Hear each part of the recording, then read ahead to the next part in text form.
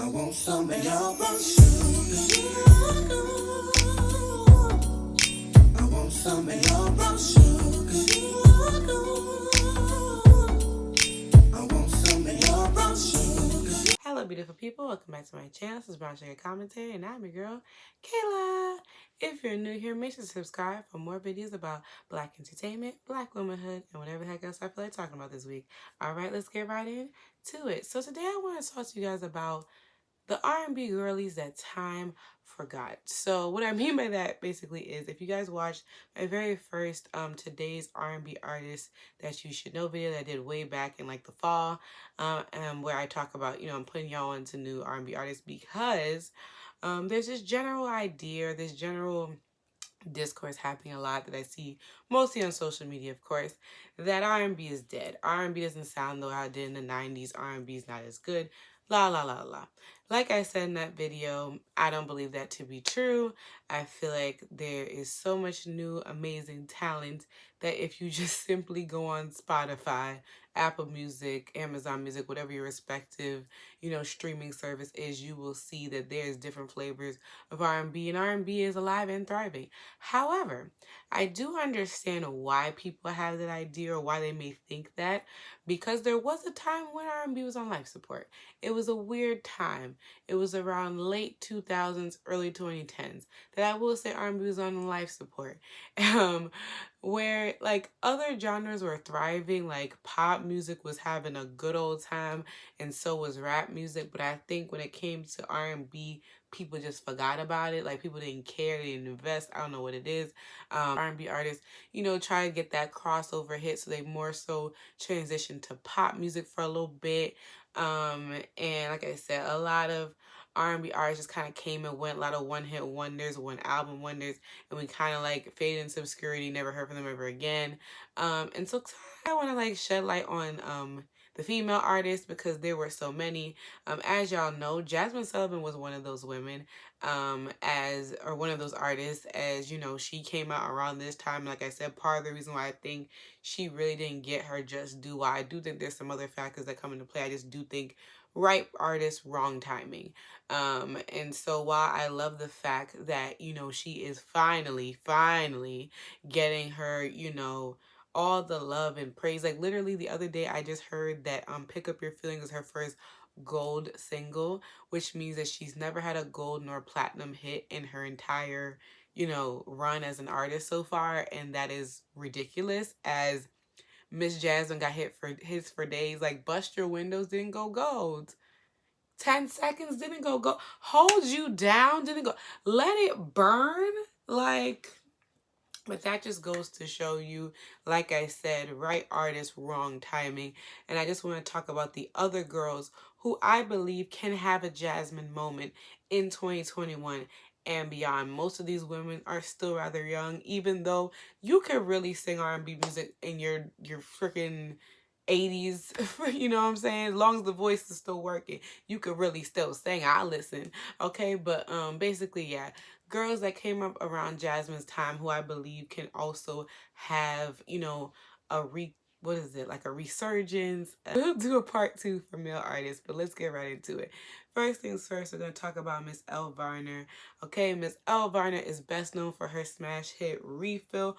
Who did not love that song? Who did not sing that song at the top of their lungs, even though most of us were probably underage when this song came out? But Elle Varner was definitely one of the girls I thought about so heavily when prepping for this video. I was like, I loved me some Elle Varner. That debut album, Perfectly Imperfect, literally perfection. It definitely should have gotten nominated for a Grammy because it was one of the best R&B debuts of that decade.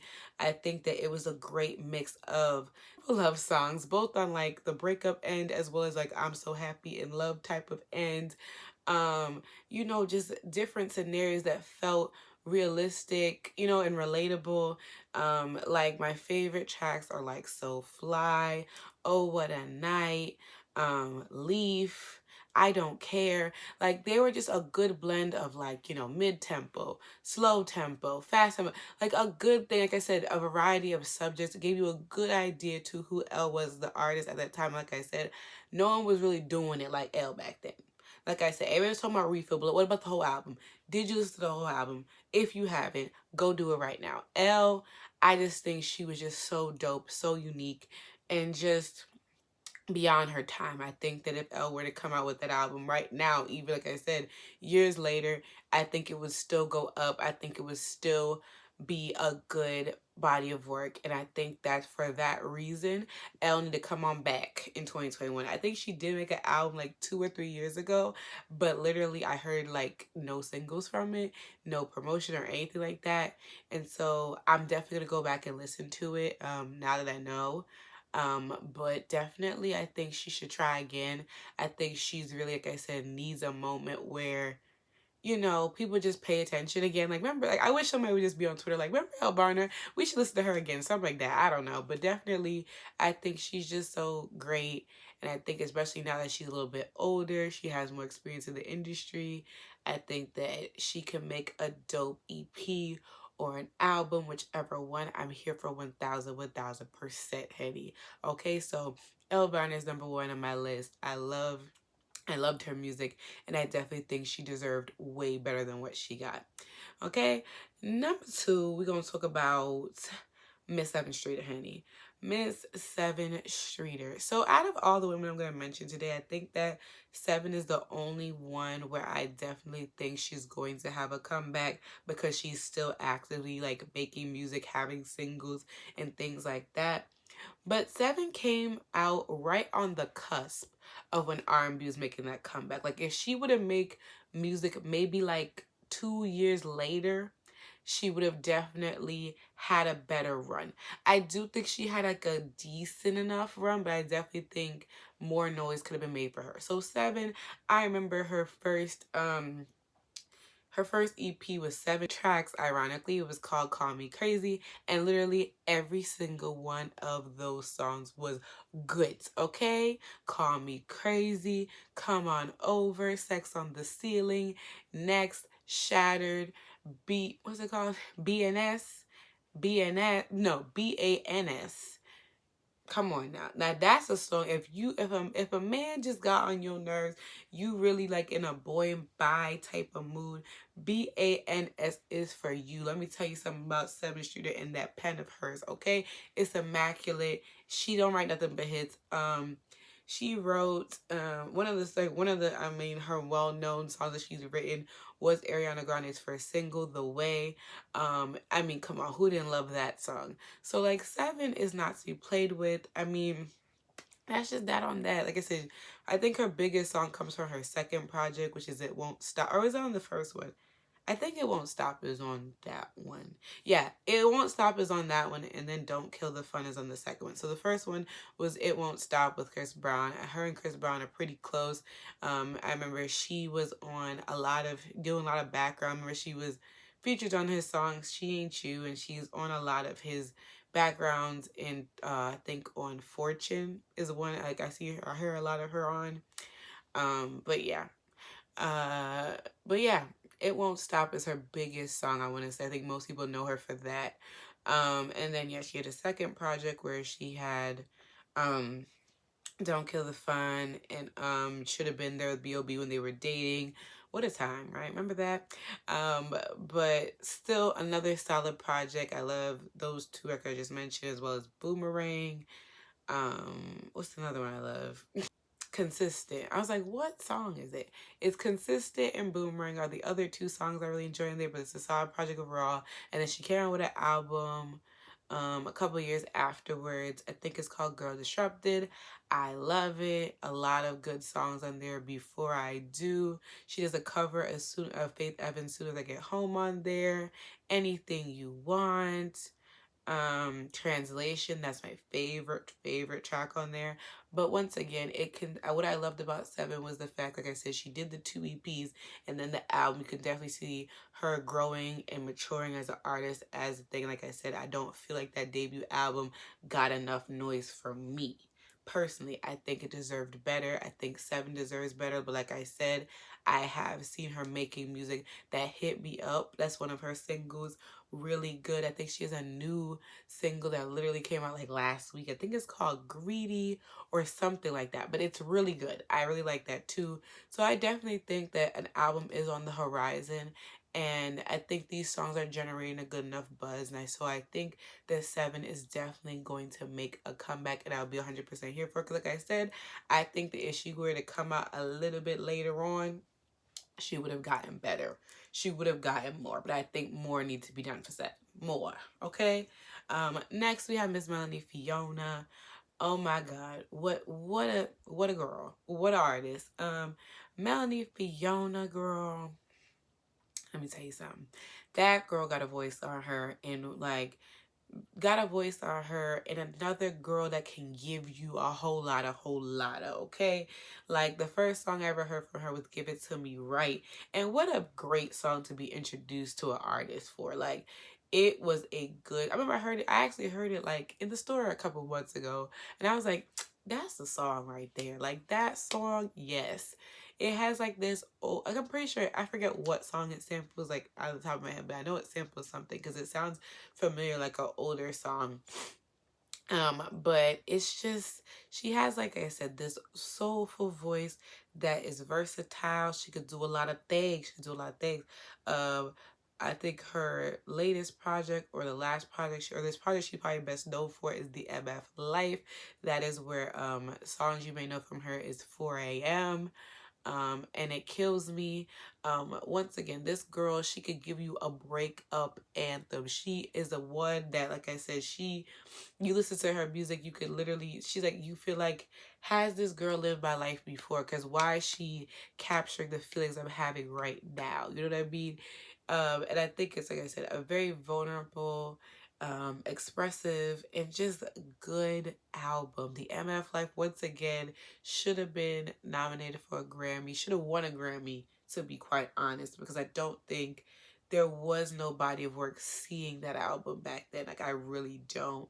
Because I think this was back in, I think, 2011, 2012 when MF Life came out. What a good album. Like I said, I think it was a good blend. Like I said, Melanie Fiona could give you, like I said, the old school type of feel. She can give you a modern type of feel. She is good with duets. I would love to hear more duets. But yeah, she's good with it with a rapper. Okay, she can really do it all. And I think, once again, no noise was made for the girl. No noise was made for the good sis. And I don't like that. Now, I think I don't think she made an album after MF Life. I think it could be labeled Troubles. It could be she just was not, she just said wanted to take a break, and then the break just turned into like a whole damn decade. I don't know what it is. I know now that she's a mother, but I do think there is a seat at the table for Miss Melanie Fiona in 2021. Okay, that talent should not be sat on. Okay, it needs to be heard by the world. I think the world is ready for. I don't think they was ready for her back then, but I think we are ready now to receive, Mama Melody. She done been through some things. She done seen some things. I definitely would love to hear, an album from her, EP, single, song, Melody, please. I'm asking, okay? But yeah, Melanie Fiona deserved better, period. Okay? Next, we have Miss Marsha Ambrosius. Okay, Miss Marsha Ambrosius obviously is an icon because she was a part of the iconic neo-soul duo of the early 2000s, Flowetry. Who did not love Flowetry? Come on, say yes. Certified Bob. Certified Bob. They also wrote Michael Jackson's Butterflies, another certified bop, okay? But Marsha decided to go solo and do her own thing, and we are glad and we are here for it, because what came out of it was a good goddamn time, okay? And the album she came out with, it was like Late Nights and Early Mornings, I believe the name of the album was. Come on now. Far Away. I know that song is like, I think it's like 7 minutes long. I listen to every minute of it. Come on now. Also, Hope She Cheat on You. Who don't love? Like I said, you see a theme going on with these ladies here, okay? When it comes to breakup records, when it comes to, I don't care about that man music, whatever you want to call it, these girls are the queens of it, okay? And Marsha, yes, she gonna give you, like I said, a heartbreak bop, a bitter bop. You know what I mean? Like I said, that light, beautiful, airy voice, that but with a lot of power underneath as well. Like it's just like the ballads is beautiful. Once again, she sounds great with rappers, especially like lyrical type rappers. Like I remember she had a song back in the day with Wale called Diary. Certified Bob. Listen to that one if you have it. It's a good song. She also has a song with Nipsey Hussle. Good song. But yeah, that's Marsha. Marsha, like I said, ballad queen. She deserves better. She deserves better, but guess what? Like I said, I think she deserves a second chance. I think that she should make another album in 2021. I think if she could, like I said, I think what would be good for her, like I said, she could like get a song with one of these. I don't even know what rapper she'd be good with, like I said, because it's a certain type of rapper. Like if she could do a song with Drake, if she could do a song with Drake, or someone who's Drake-esque, if that makes any sense. Like I said, lyrical, like someone, even like someone like a Black or Bryson Tiller, those who are like, the one that does like that flirtation between R&B and rap music, like those type of rappers or singers, whatever you want to call them. Like she sounds really good with those. I feel like if she were to do a song with a modern day rapper like that, it would blow up. I feel like for sure. So yes, Marsha deserved better. Justice for Marsha, okay? But she could come back. She could come back. I'm here for it. I'm here for it. Okay? Now the last girly. I gotta give y'all a disclaimer before I say this last girly because it might upset some of y'all. It might upset some, but I gotta get it out. Okay? Because this woman does not deserve the BS that was given to her. And that's just what it is.